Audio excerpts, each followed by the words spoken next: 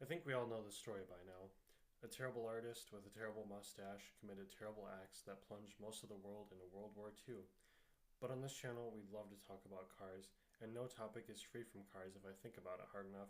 So that's why we'll be diving into World War II today. How did the American car industry help stop this terrible man and save the world?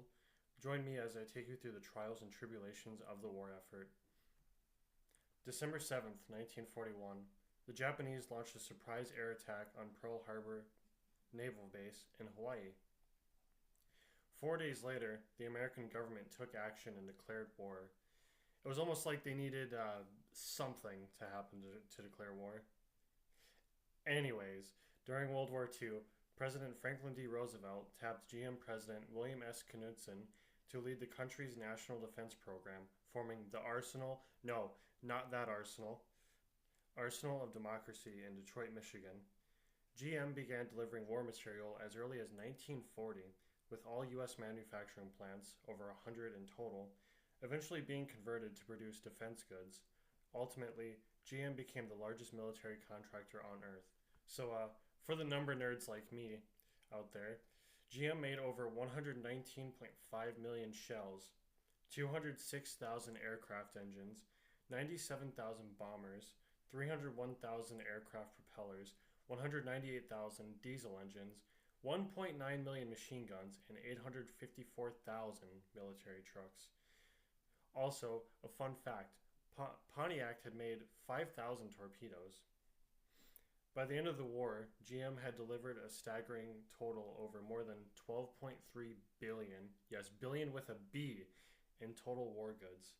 65 of their plants were awarded with the Army Navy E, no, before that E was a thing, E for Excellence from 1942 through 1945.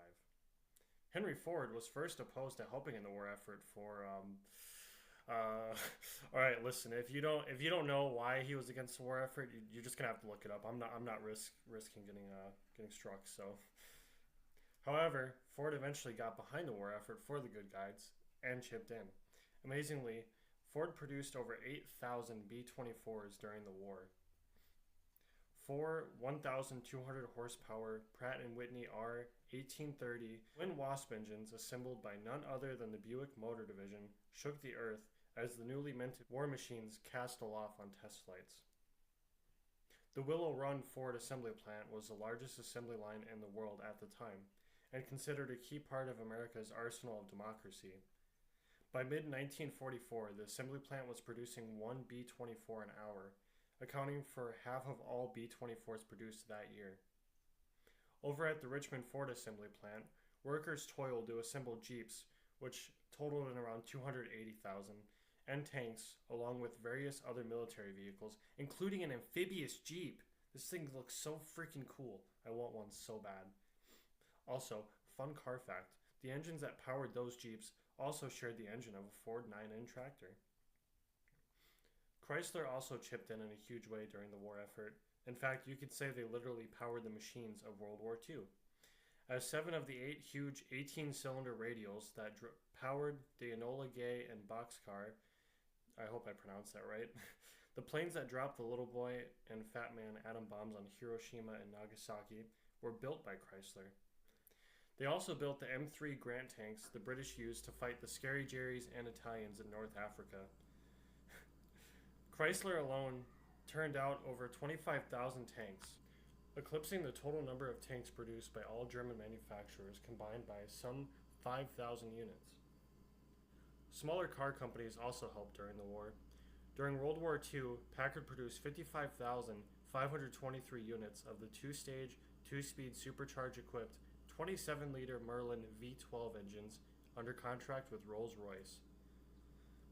The Merlin V12 would also power the formidable P-51 Mustang, and they also built V12 engines that powered some British patrol boats.